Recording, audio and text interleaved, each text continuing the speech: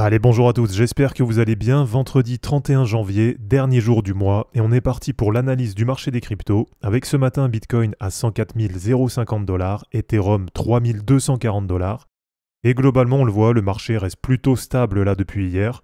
Donc comme d'habitude, on va faire un point rapide sur le marché, on fera notamment un point altcoin, et je vais vous remontrer quelques belles performances qu'on a eues sur la journée d'hier. Et puis pour ce matin, je vous ai sélectionné quelques news assez intéressantes. Et on va notamment parler d'un nouvel ETF qui va bientôt être lancé et qui va combiner Bitcoin et Ethereum. Vous allez voir, ça a l'air super intéressant. Et puis on parlera aussi réserve stratégique, que vous allez voir, il y a 2 poids 2 mesures, avec du côté des États-Unis, pas mal d'États qui veulent lancer leurs propres réserves, et du côté de l'Europe, on balaye tout ça d'un revers de main, et on dit carrément qu'aucun pays d'Europe n'aura de réserve de Bitcoin. Allez, avant de commencer cette vidéo les amis, on approche les 30 000 abonnés sur la chaîne, sauf que vous le savez, vous êtes quasiment 45 000 à regarder régulièrement les vidéos. Il y en a bien 15 000 d'entre vous qui ne sont pas abonnés, donc si c'est votre cas, pensez à le faire. Et puis bien sûr, comme d'habitude, merci à tous ceux qui mettent dès maintenant un like et un commentaire sous la vidéo, puisque ça c'est vraiment super important pour le référencement.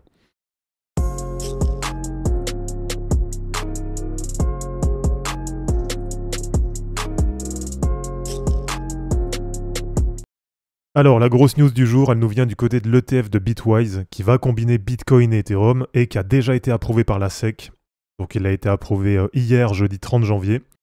Franchement, ça fait plaisir parce que là, on a quand même pas mal de bonnes nouvelles. Et on a enfin une SEC qui est pro-crypto, ou en tout cas qui a l'air déjà de l'être beaucoup plus que la SEC précédente. Et allez, regardez-moi si c'est pas beau. Donc un ETF qui va combiner Bitcoin plus Ethereum a été demandé. Et alors pour l'instant, la SEC a validé le formulaire 19B-4, qui veut dire que pour le moment, c'est que la première étape. Ok, donc l'ETF, il va pas être lancé demain matin. Et désormais, Bitwise doit attendre que la SEC approuve le formulaire S-1 afin de pouvoir officiellement émettre son ETF. Alors on nous dit que généralement, l'approbation du formulaire 19B-4 par la SEC implique derrière une validation du formulaire S-1.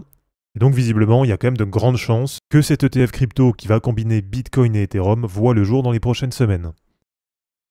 Donc au niveau de la gestion, cet ETF il va être géré directement par Bitwise. Et par contre, pour la garde d'actifs, donc pour stocker les cryptos Bitcoin et Ethereum, ça va se faire d'une part par Coinbase.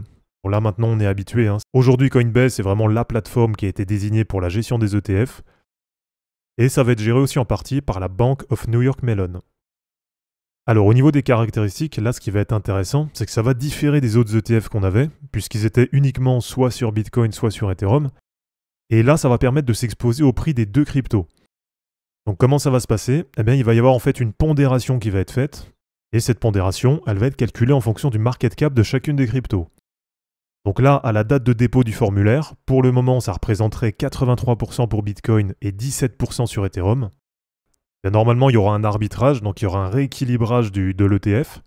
Donc si Bitcoin performe plus et prend plus de place face à Ethereum, du coup l'ETF va être plus exposé à Bitcoin, et à l'inverse, si Ethereum performe mieux, dans ce cas-là, l'ETF s'exposera plus à Ethereum. Donc là, vous me direz ce que vous en pensez. En tout cas, je trouve que c'est vraiment super intéressant. Et on nous dit bien que c'est le 3e ETF combinant Bitcoin et Ethereum dont le formulaire 19B-4 est approuvé. Donc là, normalement, sur les 3, il y a quand même de grandes chances qu'il y en ait au moins un qui soit approuvé dans les prochaines semaines. Et donc ça fait plaisir, puisque plus on a de produits comme ça qui sont proposés, et plus on a de chances qu'on ait des nouveaux investisseurs qui viennent s'exposer au marché.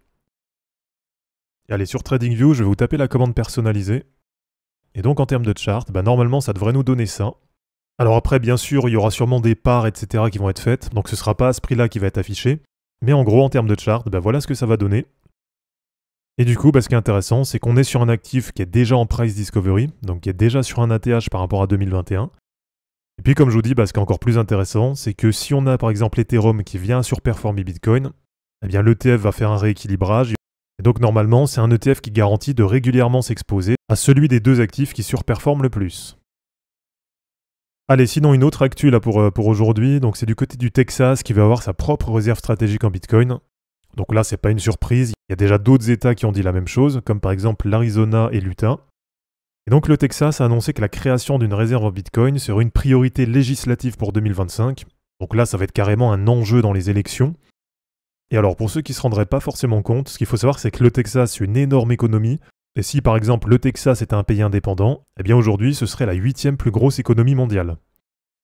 Donc en gros, regardez, là je vous ai sorti le classement des pays. Alors là ça date de 2018, donc classé par PIB.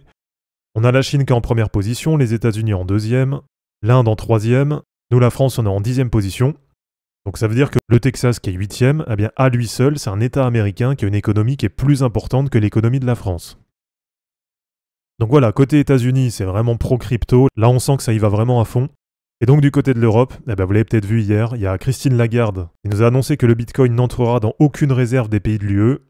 Et là, elle nous dit que les réserves doivent être liquides, sécurisées et sûres, et elles ne doivent par conséquent pas être entachées de soupçons de blanchiment d'argent ou d'autres activités criminelles.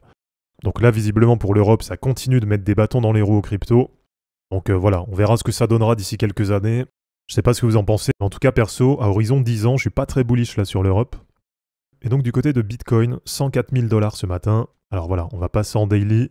Donc sur Bitcoin là, ça n'a pas beaucoup bougé. On est toujours pour l'instant un peu en range sous la TH.